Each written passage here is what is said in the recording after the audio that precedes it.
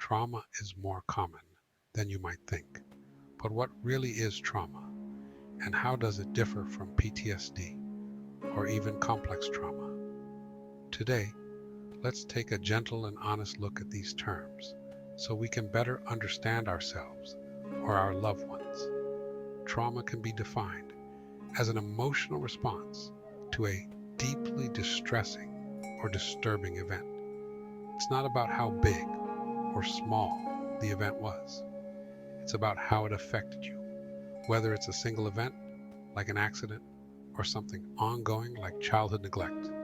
Trauma impacts the way we feel, think, and behave. Complex trauma, on the other hand, involves repeated, long-term exposure to stressful events, often during developmental years. It's like a constant stress that shapes how someone sees the world, affecting trust, safety, and self-worth. And then there's PTSD, post-traumatic stress disorder. PTSD happens when the emotional response from a traumatic event becomes overwhelming, even when the danger has passed. This might mean flashbacks, nightmares, hypervigilance, or feeling numb to emotions. It can feel like the past is intruding into the present. Remember, experiencing these symptoms doesn't mean there's something wrong with you. Trauma and PTSD are natural reactions to overwhelming experiences.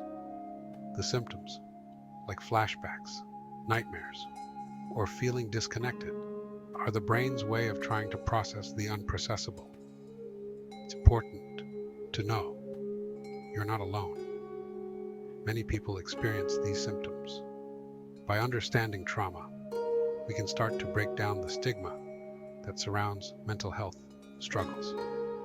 Seeking help, whether it's through therapy, support groups, or hypnotherapy, is a brave and powerful step. Healing is possible, and you deserve it. Let's keep learning, sharing, and healing together. You're not defined by what happened to you, but by your courage to move forward. Remember, every step counts.